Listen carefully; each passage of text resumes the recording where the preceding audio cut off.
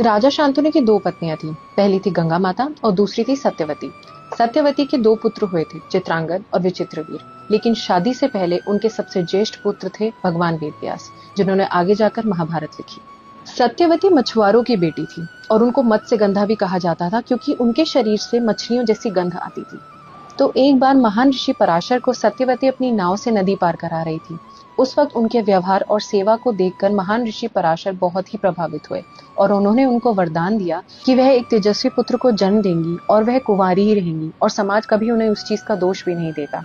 और उसके बाद उनके शरीर से मछलियों जैसी गंध नहीं, फूलों की सुगंध आएगी। तो इस वरदान से हुआ भगवान वेद व्यास का जन्म। और यह कोई साधारण जन्म नहीं था।